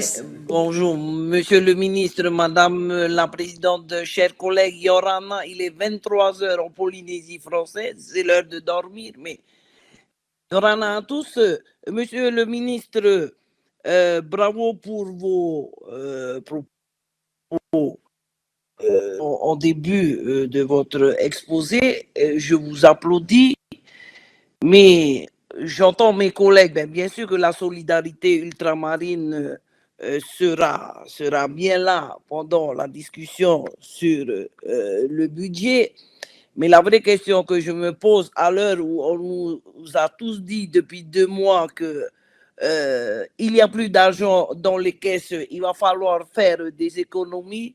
La vraie question que je vous pose, est-ce qu'en 1 heure, Madame la Présidente, on peut poser toutes les questions qu'on veut pour une période de 3 ans? Ça n'engage que moi, ce que je viens de dire. Deuxième chose, le Pacifique, chers collègues, on entend bien sûr le sujet assez urgent, pour ne pas dire extrêmement épineux, qu'est la Nouvelle-Calédonie, Wallis et Futuna et puis la Polynésie française. Moi, en tout cas, Teva peut-être serait d'accord avec moi à dire que on a pu peut-être sauver les meubles pour la Polynésie, je veux dire, hormis 2 lignes que je ne retrouve pas, il s'agit des contrats de convergence où des AE sont bien là, mais les CP, c'est une case blanche, Monsieur le Ministre. Et la deuxième question que je vous pose, il va falloir prévoir le soutien, votre soutien, Monsieur le Ministre, pour le prolongement du délai dans la loi Mourin, demandé par le CIVEN et l'ensemble des associations pour permettre aux ayants droit des victimes des maladies radio-induites un délai qui prend fin là, 31 décembre 2024, on demande un prolongement de 3 ans. Voilà tout simplement mes 2 questions à cette heure tardive ici en Polynésie, mais rassurez-vous qu'on reviendra à la table et demain dans l'hémicycle. Merci bien. Merci Lana. Je vais donner la parole à Jacqueline Eustache-Brignot. Je vais être très très bref, je vous promets. Monsieur le ministre, d'abord je suis ravie de vous retrouver aujourd'hui. Juste pour vous dire que vous êtes là depuis 1 mois et demi, on ne va pas vous demander en 1 mois et demi de régler les sujets fondamentaux pour nos territoires ultramarins qui n'ont peut-être pas été abordés depuis tant d'années. Et vous faites un constat clair, objectif. Et en tout cas, à titre personnel, je connais votre attachement à ce territoire et je pense qu'on peut vous faire confiance pour qu'on puisse trouver des solutions. Alors, vous avez dit une phrase importante tout à l'heure. Vous avez dit que ces territoires ont un potentiel considérable et qu'il faut les structurer. Et c'est ça le sujet majeur. Je pense que moi, je suis élu évidemment d'Île-de-France. Je sais que quand des élus mettent 2 ou 3 mois à avoir des réponses de l'État sur certains sujets, je pense que dans les territoires ultramarins, ça doit être 3 fois pire. Et je pense que effectivement, les élus peuvent être parfois un petit peu désespérés. Et vous avez des mots importants et des collègues, au-delà de nos divergences politiques, ont tous constaté les choses qu'il faut effectivement faire ensemble, j'ai envie de dire, et travailler sur la construction. Je pense que c'est le seul moyen d'y arriver pour décloisonner les choses. Alors moi, nous rentrons d'une mission en Polynésie, un certain nombre de sénateurs qui sont ici. Je voudrais attirer votre attention sur un sujet qui n'est évidemment pas ni économique, ni lié au développement, mais qui nous inquiète en Polynésie, et parce que c'est un sujet majeur aussi pour que les habitants des territoires ultramarins vivent dans la paix, c'est les problèmes de sécurité. Évidemment, la Polynésie n'est pas un territoire particulièrement compliqué, ça c'est sûr, on l'a vu, on l'a constaté, mais il y a un début de trafic de drogue en Polynésie qu'il ne faut pas sous-estimer, Monsieur le Ministre, c'est le trafic de la drogue qui s'appelle ICE, qui est vraiment un vrai sujet, on nous en a parlé partout en Polynésie. Et je pense qu'il faut être sensible à ce sujet. C'est l'équivalent du crack. On voit le crack sur le territoire en métropole, les dégâts que ça fait. La Polynésie est inquiète sur ces narcotrafiquants qui viennent d'Amérique du Sud, qui ont comme objectif d'aller en Australie, en Nouvelle-Zélande principalement, mais ils passent par la Polynésie. Et je pense qu'il ne faut pas le sous-estimer. Le directeur des douanes nous en a parlé, tous les élus nous en ont parlé. Voilà, la sécurité aussi, c'est aussi une manière de régler un certain nombre de choses pour que nos habitants qui habitent, les Français qui habitent dans ces territoires du bout du monde puissent vivre tranquillement. Voilà, c'est tout ce que je voulais vous dire, Monsieur le Ministre. Akli Melouli. Oui, merci. Merci, Monsieur le ministre. Alors, moi, juste deux mots.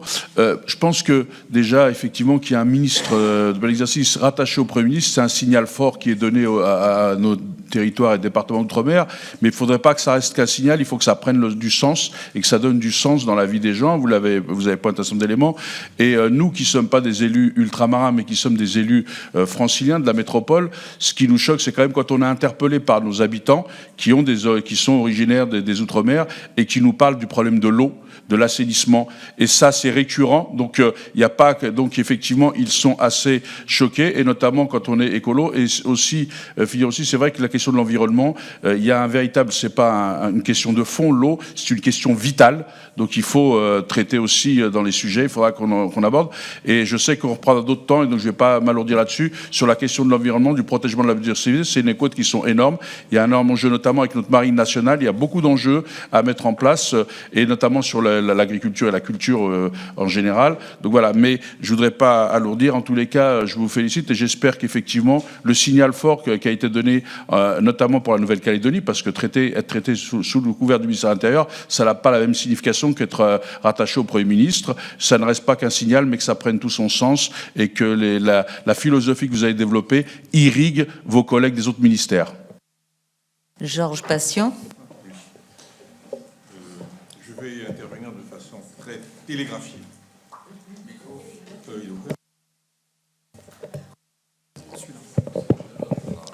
Oui, je disais que j'allais intervenir de façon très télégraphiée. Le budget d'abord, avec mon collègue Foissin, rapporteur spécial de la Commission des Finances. Nous allons le présenter à la Commission à 13h30, mais nous allons demander le rejet de ce budget. Bon, on vous en a déjà plus ou moins parlé.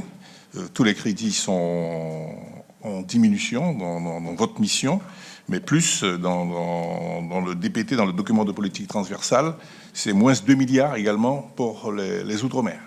Dans ce contexte de crise, on ne peut accepter ça et approuver un tel budget, même si finalement vous subissez la lettre plafond du précédent gouvernement. Concernant la Guyane, un malheureux qui meurt de faim auprès d'un trésor, un malheureux qui meurt de faim parce que 60% de la population vit en dessous du seuil de pauvreté. Le PIB par habitant en Guyane est de 15 000 euros quand il est de 60 000 euros dans l'île de France. Auprès d'un trésor, vous le savez, la Guyane regorge de toutes les ressources possibles. Ressources pétrolières, je vous en ai parlé mardi lors d'une question orale. Ressources minières avec de l'or, mais avec des conditions difficilement acceptables par les orpailleurs légaux, mais dont font fi les orpailleurs illégaux qui sortent quasiment chaque année 800 millions de Guyane. Les ressources halieutiques qui sont également pillées par des chalutiers brésiliens. D'ailleurs, il y en a un qui vient d'être arrêté avec 17 tonnes de poissons. Ressources forestières, on ne peut rien faire dans la forêt parce que bon, il y a l'ONF qui veille plus qu'il ne devrait le faire. Donc autant de conditions qui font que nous ne réclamons pas, nous, particulièrement, davantage de transferts publics dans la mesure où on sait qu'ils vont se raréfier dans les années à venir. Ce que nous voulons, c'est qu'on nous libère de toutes les contraintes qui nous entravent dans l'exploitation de nos propres ressources. Et puis également que vous rouvrez la discussion sur la question statutaire de la Guyane. Victorin Lurel. Merci Madame la Présidente, Monsieur le Ministre. J'aimerais tellement vous dire des choses bienveillantes et ne pas vous faire de peine, mais j'avoue que j'aurais du mal à faire l'exercice. Vous avez exposé une feuille de route avec beaucoup de priorités. Moi, j'en retiens 4 grandes priorités. D'abord, votre mission budgétaire, à le faire voter. La Nouvelle-Calédonie, la vie chère et les problèmes de sécurité dans tous les Outre-mer. Il y a là, on ne va pas rentrer dans les détails. Sur le budget, Monsieur le ministre, quand même, vous nous prenez 471 millions sur le 123. Vous prenez 314 millions en CP. Ensuite, c'est ce qui est plus grave, ce que dit Georges. Je prends les PAP, le projet annuel de performance. En 2027, le pire est à venir, monsieur le ministre. C'est pas 2025, mais en 2026, 2027, on aura à subir. Nous sommes aujourd'hui à 3 milliards, disons 200 millions. En 2027, on sera à 2 milliards 6. Les CP, nous sommes aujourd'hui à 2 milliards 8. Je ne parle pas des annulations et tout ça. Nous serons à 2 milliards 5. On a 3 années de diète et, disons-le, on n'aime pas le mot, mais c'est austéritaire. Et ça ne tient pas compte des réalités, des contraintes, des différences. Moi, je vous demande à nous rendre ce budget acceptable. Vous avez une chance. Vous êtes ministre, c'est une innovation pour nous, placé auprès du Premier ministre. Et c'est le Premier ministre et le gouvernement qui est le patron. Et vous avez raison, le Sénat prend une place importante, donc on peut peser sans pour autant refuser de participer à l'effort de redressement national. Je pense que vous pouvez faire ça, d'autant plus que le président Larcher vient de lancer une belle initiative que nous avons tous, de manière transpartisane, approuvée. Il y avait une première que vous conduisiez, vous avez écarté les Outre-mer sur l'aspect institutionnel, je le regrette.